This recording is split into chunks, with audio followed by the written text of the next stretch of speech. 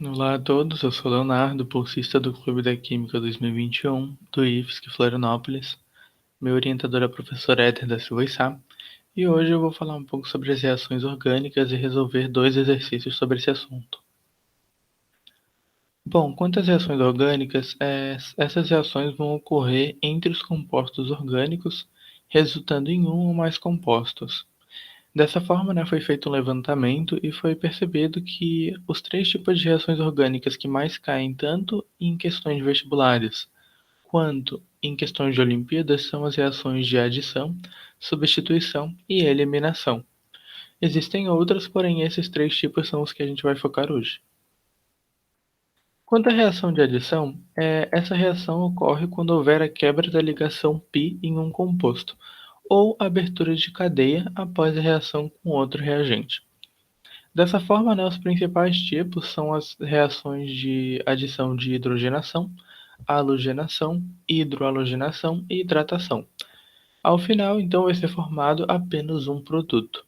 Aqui a gente tem um exemplo do propeno reagindo com o H2, o hidrogênio molecular, formando então o propano. Então a gente percebe que a ligação dupla do propeno vai ser quebrada, a ligação π, e cada um desses carbonos que antes participava da ligação dupla agora vai ter que realizar uma ligação simples com um do nitrogênio do hidrogênio molecular que a gente tem reagindo. Nesse caso, a gente tem uma reação de hidrogenação, porque está sendo adicionado hidrogênio. No final, então, a gente vai ter a formação do propano. Agora, quanto à reação de substituição, como sugere o nome, esse tipo de reação vai ocorrer quando houver a substituição de átomos ou de algum grupo, entre os reagentes. Dessa forma, os principais tipos de reação de substituição são de halogenação, nitração e sulfonação. Aqui no exemplo a gente tem o butano, que está reagindo com o Cl2, formando o 2-clorobutano e o ácido clorídrico. Ou seja, um dos hidrogênios do butano vai trocar de lugar, entre aspas, com um dos cloros do Cl2, formando então esses 2 novos produtos. E por fim, quando a reação de eliminação, ela vai ocorrer quando houver a eliminação de um átomo ou grupo de um certo composto orgânico. Os principais tipos dessa forma vão ser as reações de eliminação de desidrogenação, dehalogenação, desidratação e dehalogenidratos. Aqui a gente tem um exemplo de uma reação de desidratação. O etanol, em um meio ácido e sob aquecimento, vai se transformar em eteno a partir da remoção de uma molécula de água, ou seja, a partir da desidratação dele, que é o que a gente pode ver aqui então, que é o que está acontecendo. Bom, agora que a gente viu esse resuminho desses 3 tipos de reações orgânicas, a gente pode fazer alguns exercícios. E aqui a gente percebe já que, na maioria das vezes que o tema reações orgânicas cai nos vestibulares ou em Olimpíadas, eles vão estar acompanhados de outros temas da química orgânica. Então é bom estar sabendo bem dessa matéria para poder resolver qualquer tipo de questão de reação orgânica. Que no caso a gente tem uma questão da USE de 2017 e ela diz o seguinte: atente à seguinte reação química. Considerando a reação química acima, assinale a opção que completa corretamente as lacunas do seguinte enunciado. O terc-butanol, que é o reagente, quando aquecido na presença de um catalisador. Aí nós temos as opções básicos e ácido, por meio de uma reação de condensação, eliminação ou desidratação, produz o isobutileno, que é o produto, cujo nome pela IUPAC é 1,1-dimetileno ou 2-metilpropeno. Agora então a gente vai fazer análise para cada uma dessas lacunas. Bom, a primeira diz o seguinte, relendo. Terc-butanol reagente, quando aquecido na presença de um catalisador, vai formar o nosso produto, Como eu falei mais cedo, quando a gente tem uma reação de desidratação, de eliminação, onde a gente está tendo a formação de água a partir de um único reagente, para isso acontecer e a gente ter a desidratação, esse reagente tem que estar em um meio ácido, ou seja, na presença de um catalisador ácido e sob aquecimento. Portanto, só sabendo disso, a gente já consegue saber que na primeira lacuna a gente precisa marcar com ácido e não básico. Porque esse meio ácido vai provocar justamente a ligação do OH com um dos hidrogênios da própria molécula, para a gente ter então a formação da água, né? Dessa forma, cada um dos carbonos vai precisar fazer uma ligação dupla ou se ligar a outro composto para poder fazer a estabilização, né? E a gente vai ter aquela ligação dupla que está representada aqui à direita, né? Justamente por esse composto estar em um meio ácido na presença de um catalisador ácido. Quanto à segunda lacuna, o térquibutanol, quando aquecido na presença de um catalisador ácido por meio de uma reação D.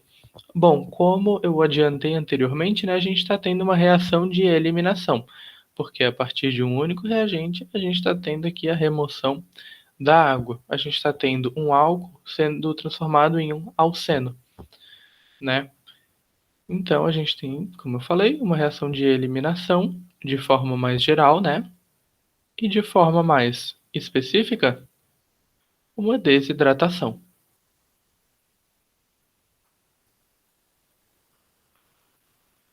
Aqui a gente ainda não pode definir qual que vai ser a nossa resposta, porque se a gente volta aqui na questão, a gente vê que a gente fica entre B e C, porque ambas têm a opção ácido aqui, né? Porém, a B diz que é uma reação de eliminação e a C diz que é uma reação de desidratação.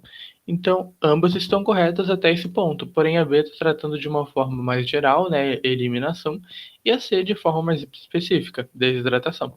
Então a gente ainda precisa ver qual é o que vai ser a resposta que vai na terceira lacuna. Dessa forma, a gente vai ler aqui então. O térquibutanol, quando aquecido na presença de um catalisador ácido por meio de uma reação de eliminação barra desidratação, produz o isobutileno, produto cujo nome pela IUPAC é. Então a gente tem que dar a nomenclatura desse composto. Para fazer isso, a primeira coisa que a gente tem que fazer é identificar qual que é a cadeia principal, né? A cadeia principal, lembrando, é aquela que vai ter então a maior quantidade possível de carbonos. A gente já sabe que a gente vai ter uma ramificação aqui, né? Porque a gente tem mais de dois meios livres, mais de duas extremidades. Então a gente pode fazer então marcar como sendo a nossa cadeia principal, né? Essa aqui, por exemplo, onde a gente vai ter 3 carbonos nela.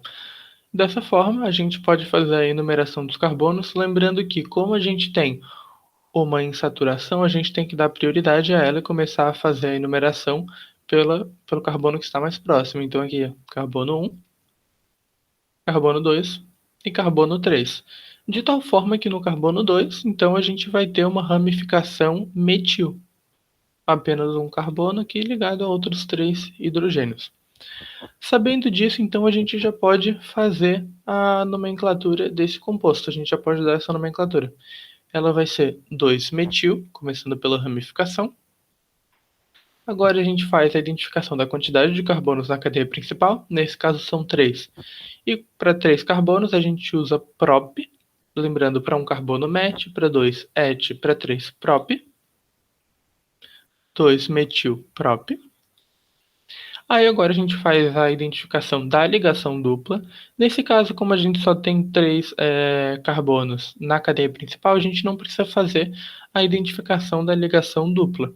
Até porque espacialmente não tem diferença, né? Então a gente só identifica por em. E agora a gente termina com a terminação do grupo funcional. Nesse caso a gente tem um hidrocarboneto, um composto formado apenas por carbono e hidrogênio. Então vai terminar com O. Então esse composto é o 2-metilpropeno. Dessa forma, o nosso gabarito vai ser a letra B, que diz o térquibutanol, reagente, quando aquecido na presença de um catalisador ácido por meio de reação de eliminação, produz o isobutileno, produto, cujo nome pela IUPAC é 2-metilpropeno. Passando agora para a segunda questão, que é da Unesp 2014, ela diz o seguinte: segundo a OMS, atualmente cerca de 5% da população mundial sofre de depressão. Uma das substâncias envolvidas nesses distúrbios é o neurotransmissor serotonina, produzido no metabolismo humano a partir do triptofano. O processo metabólico responsável pela formação de serotonina envolve a reação química global representada pela equação não balanceada fornecida a seguir. A reação de conversão de triptofano em serotonina ocorre em duas etapas metabólicas distintas. Com relação a essas duas substâncias e ao processo metabólico em que elas estão envolvidas, é correto afirmar que. Aí nós temos opções de A a D. Vamos analisar cada uma delas então, né? A A diz pra gente o seguinte: uma das etapas da conversão do triptofano em serotonina envolve a eliminação de uma amina primária. Bom, a gente precisa lembrar o que é uma amina primária, né? Quando a gente tem um nitrogênio ligado a dois hidrogênios e a um radical. Dessa forma, a gente tem que identificar isso em cada uma das moléculas aqui para ver se o que ele está dizendo é verdadeiro. No triptofano, a gente vê que a nossa amina primária está aqui. E na serotonina, a gente percebe que a gente também tem amina primária. E ela está aqui. Então A é falsa. Não, não houve eliminação de amina primária. Ela continua presente nos dois compostos. Então a letra A, desculpa, é falsa. Partindo para a letra B, ela diz o seguinte: a serotonina apresenta a função álcool. Bom, a função álcool, né, lembrando, é quando a gente tem o grupo H ligado a um carbono saturado.